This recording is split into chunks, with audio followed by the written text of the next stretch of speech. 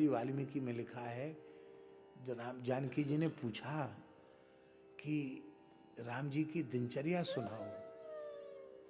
बड़े प्यारे श्लोक हैं। हनुमान जी कहते हैं राम जी अब तक प्रातः स्मरण करते थे, प्रातः स्मरामि गणनाथ मनाथ बंधुम सिंदूर पूर्व परिशोभित गंड युग्मम इत्यादि प्रकार से प्रातः स्मरण करते थे, रात्रि स्मरण करते थे। लेकिन अब माता जी सब भूल गए। अब क्या करते हैं? वाल्मीकि के शब्दों में, सीतेति मधुराम वाणी व्याहरन् प्रतिबुध्यते। अब तो उठते ही सीते सीते कहकर रोने लग जाते। जगते हैं तो तुम्हारा नाम लेते हैं, सोते हैं तो तुम्हारा नाम लेते हैं, स्वप्न में होते हैं तो भी तुम्हारा ही नाम लेते हैं। हनुमान जी बोले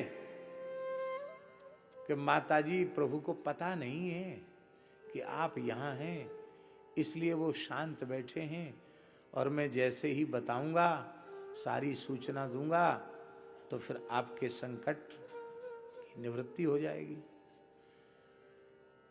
तो हनुमान जी की भोली भाली बात सुनकर श्री जानकी जी हंस गई, रो रही थी, रोते रोते हंस गई। बोले उस समय कोई इनको बताने वाला नहीं था कि ये कौन है।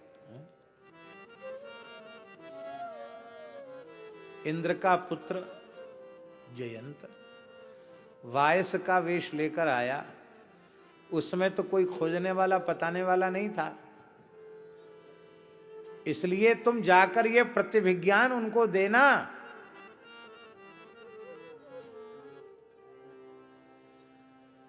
यह बात या उन्हें पता है या मुझे पता है, लक्ष्मण जी को भी पता नहीं। अब यहां बंदरों को परेशान कर रहे हैं, पूरब जाओ, पश्चिम जाओ, उत्तर जाओ, दक्षिण जाओ। तुम यहां से जाकर मेरी सूचना भी दे दोगे तो भी मेरी विपत्ति का क्षय नहीं होगा। क्यों? मुझे पता है मेरे किस अपराध का दंड मुझे मिला है। यह है भगवान की भक्त प्रीति। किस अपराध का दंड मिला है? बोले मैंने जो उनके परम अनन्य सेवक भक्त लक्ष्मण को दुर्वचन कहे हैं, लक्ष्मण के प्रति जो अपराध किया है, उस अपराध की सजा मुझे भोगनी पड़ रही है।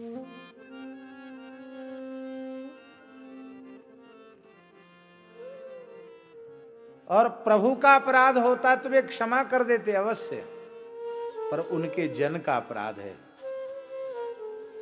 जब तक उनके चरणों में प्रणाम नहीं किया जाएगा, क्षमा याचना नहीं की जाएगी, तब तक प्रायश्चित नहीं होगा। और श्री जानकी जी ने किया।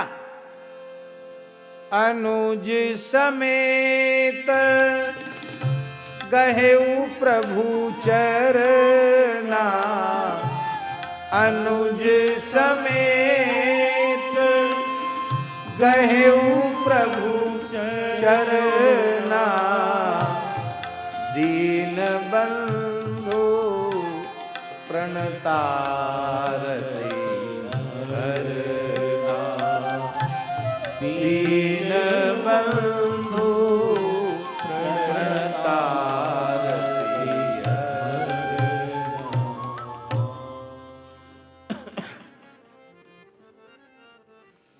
और जैसे ही श्री हनुमान जी ने जाकर साष्टांग प्रणाम किया और एक हाथ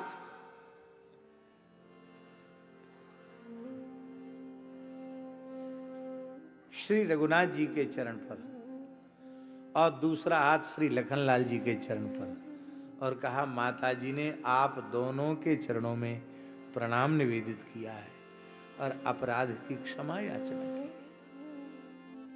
इतना सुनते ही प्रभु ने कहा, अब समय आ गया है लंका विजय का, चलो। महाराज जी, आचार्यों ने अनुभव किया है, लक्ष्मण जी मूर्छित होकर गिर गए, बेहोश हो गए लक्ष्मण जी।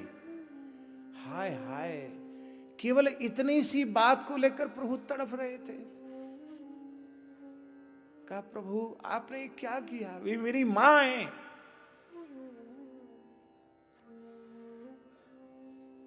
बच्चे कुछ गलती करते हैं तो मां कहती मर जाता, यहां से बोलती क्या मैया मर जाता? अरे नेक सिर में दर्द होता तब तो मैया तड़प जाती है।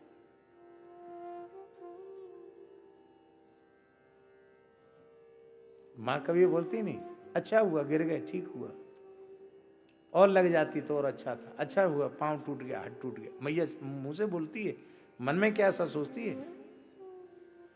मां के हृदय के जैसा मां का ही हृदय होता है। वह जगज्जननी मेरी मां, यदि कुछ उन्होंने कह दिया तो इसे आपने अपराध मान लिया।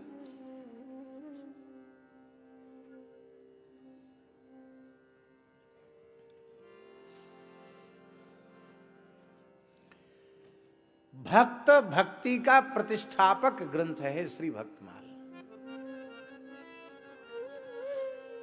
और भक्ति तब तक निरापद नहीं है जब तक भक्त भक्ति की पूर्ण प्रतिष्ठा न हो।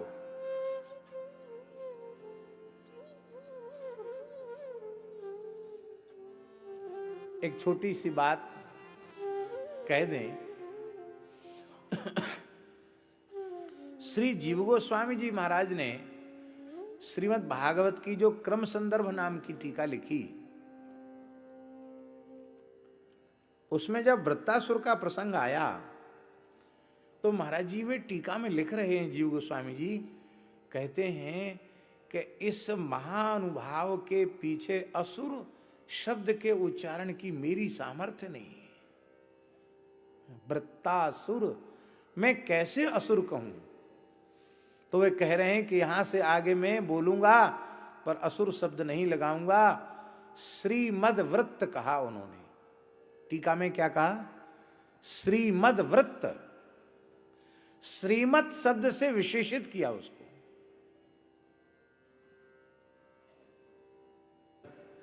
कैलाश के ऊपर गया और भगवान शिव जगदम्बा भगवती पराम्बा पार्वती जी को अपनी अंक में वामांक में विराजमान करके श्री सनकादिक श्री नारदादिक जीवन मुक्त महापुरुषों को तत्व का उपदेश कर रहे थे। अंक में पार्वती है, नारद जी वहीं बैठे हैं, गुरु जी चित्रकेतु के, सनकादिक भगवान वहीं विराजे हैं।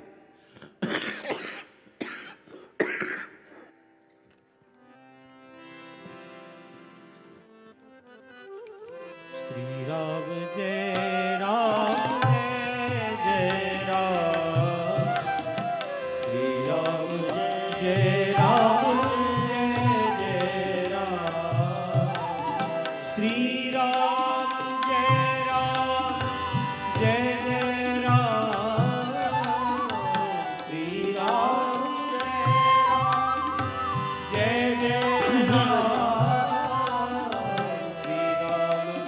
जय राम, जय राम जय राम, जय राम जय राम, श्री राम। बोले देखो तो सही, संसारी पुरुष भी हो सकता है एकांत क्षण में अपनी पत्नी को अंक में बिठाते हों, पर ब्रह्मर्षियों की सभा में, इन विरक्तों की परमहंसों की सभा में अपनी अंक में अपनी अर्धांगिनी को बिठाए हुए हैं। कितने लज्जा रहित हैं, इनको लज्जा है ही नहीं।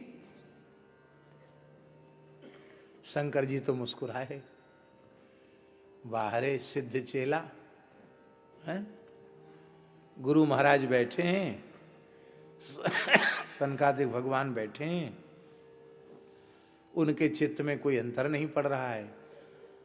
और ये अच्छा, शंकर जी कुछ नहीं बोले, क्योंकि नागम प्रजेश बालानाम वर्णये नानुचिंतये, ये शंकर जी का स्वभाव है, प्रकृति है।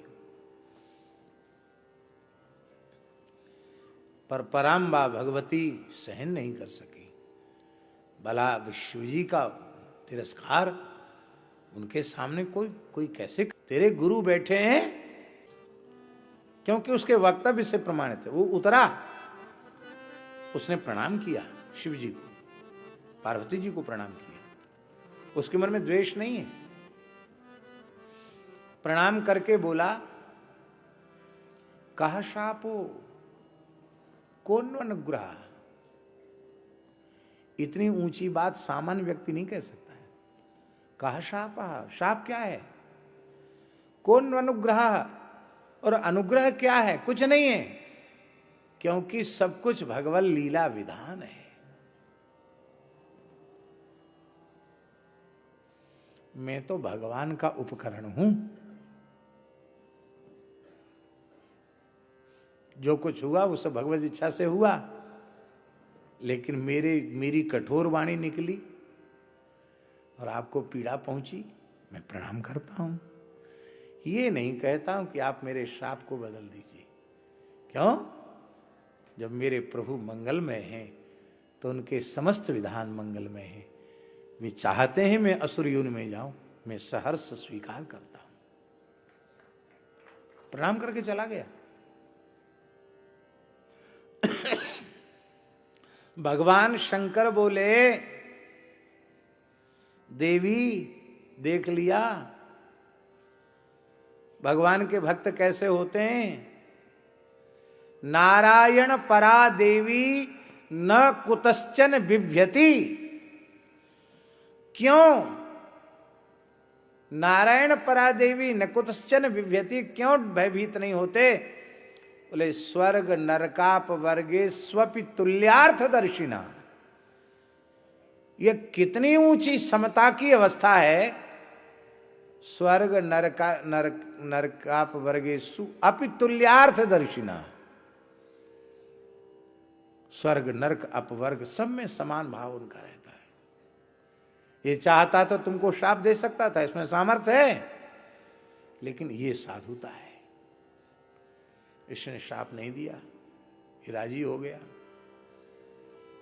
पार्वती जी ने कहा, मैं भक्तों की महिमा को प्रणाम करती हूं।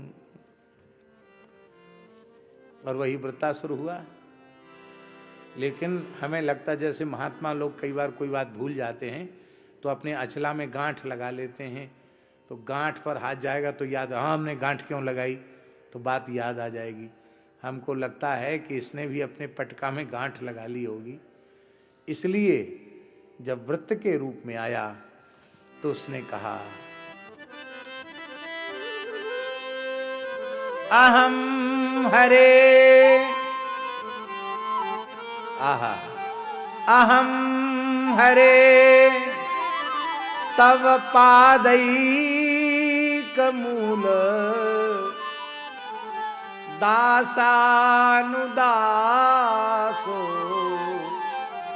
भवितास्मि भूयः मनः स्मरे तासुपते गुणास्ते गृणीत वाक् कर्म करो तु काया। पूरे श्लोक का व्याख्यान नहीं करना है, केवल इतना कहना है, दासानुदासो भवितास्मि भूयः। समझ में आई?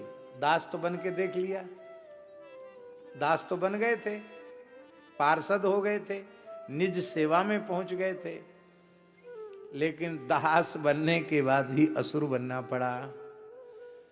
इसलिए दास बनने के बाद भी खतरा है, पर दासानुदास होने के बाद खतरा नहीं है। इसलिए है भक्त भक्ति। मद भक्ता नाम तु ये भक्ता ते में भक्त तमामता। और महाराज जी, भक्त यदि हम खुलकर कहें तो भक्त प्रीति ही भगवत प्रीति है। भक्त प्रीति ही भगवत प्रीति है। भक्त प्रेम ही भगवत प्रेम है। भक्त की उपासना ही भगवत उपासना है। क्योंकि तस्मिन् तज्जने भेदा भावात्।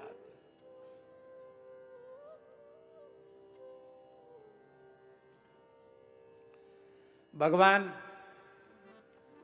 पांडवों के शांत दूत बनकर पधारे और वहां कौरवों की सभा में कहा गया कि आप तो दूत हैं ना, दूत माने संदेशवाहक, तो आप संदेशवाहक हैं, संदेश सुनाइए और जाइए। पीछे ही क्यों पड़ गए कि नहीं ऐसा कर दो, यूं कर दो, त्यों कर दो, तरह तरह के प्रस्ताव ये क्यों ले प्रस्तुत कर रहे हैं? दूत में इतना पक्षपात नहीं होना चाहिए। दूत को निष्पक्ष होना चाहिए, उसको तो अपने स्वामी की बात कहकर चले जाना चाहिए।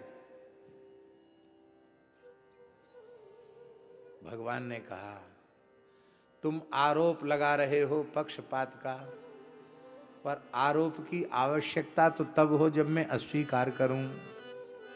कान खोलकर सुन लो, बड़ा प्यारा वचन है महाभारत का। यस्तान द्वेष्टि समाम द्वेष्टि यस्ताननु समामनु। जो पांडवों से द्वेष करता है वह मुझसे द्वेष करता है, और जो पांडवों से प्रेम करता है वह मुझसे प्रेम करता है। पांडव उपलक्षण है, इसका तात्पर्य है जो भक्तों से प्रेम करता है वो मुझसे प्रेम करता है, और जो भक्तों से प्रेम नहीं करता वो मुझसे भी प्रेम नहीं करता। महाराज जी, कहां तक कहें? भगवत भक्ति की पूर्णता भक्त भक्ति में है, और गुरु भक्ति की पूर्णता भी संत भक्ति की भक्ति में है। हम भक्तमाल ग्रंथ से बाहर कुछ भी नहीं बोल रहे हैं, ये सब भक्तमाल का सिद्धांत है। गुरु भक्ति के दो प्रकार हैं। गुरु भक्ति के भक्तमाल ग्रंथ के अनुसार दो प्रकार हैं। एक प्रकार है मंत्र मूलम गुरुर वाक्यम, प्रसिद्ध है। गुरु जी की वाणी से जो निकला वो मंत्र मूल है। उसमें तर्क वितर्क नहीं करना, श्रद्धा पूर्वक गुरु आज्ञा का पालन करना। उस संबंध में नाभाजी ने एक चरित्र लिखा, और वो चरित्र श्री रामानंद संप्रदाय की परंपरा का ही चरित्र है, क्योंकि स्पष्ट निर्देश कर रहे हैं श्री मार्ग उपदेश कृत श्रवण सुनो आख्यान शुचि। नाभाजी लिख रहे हैं पवित्र आख्यान को सुनो, श्रवण माने कान लगाकर सुनो, श्री मार्ग। श्री नाभाजी ने स्वयं ही अपने भक्तमाल ग्रंथ में पृथक पृथक दो परंपराओं का उल्लेख किया है, एक सिंधुजा और एक श्री। सिंधुजा माने भगवती महालक्ष्मी, महालक्ष्मी की परंपरा से प्रचलित संप्रदाय श्री रामानुज संप्रदाय, और श्री जानकी जी के परंपरा से श्री राम जी ने प्रसन्न होकर अपना मूल मंत्र जानकी जी को दिया, जानकी जी ने हनुमान जी को दिया, हनुमान जी ने ब्रह्मा जी को दिया, ब्रह्मा जी ने वशिष्ठ जी को दिया, वशिष्ठ जी ने पराशर जी को दिया, पराशर जी ने व्यास जी को दिया, व्यास जी ने सुखदेव जी को दिया, और सुखदेव जी ने श्री बोधायनाचार्य जी को दिया, जिनकी बोधायन वृत्ति, बोधायन महर्षि सूत्र भी है उनका, बोधायन सूत्र उनको दिया। और बोधायन से फिर ये परंपरा आगे चलकर श्री रामानंदाचार्य तक आई। इस प्राचीन प्रामाणिक गुरु परंपरा के लेखक भी श्री स्वामी अग्रदेवाचार्य जी महाराज, जो आज भी पूरे संप्रदाय में ये परंपरा का पाठ प्रायः पुराने संत करते थे, गुरु परंपरा का पाठ। श्री मार्ग उपदेश कृत, श्री मार्ग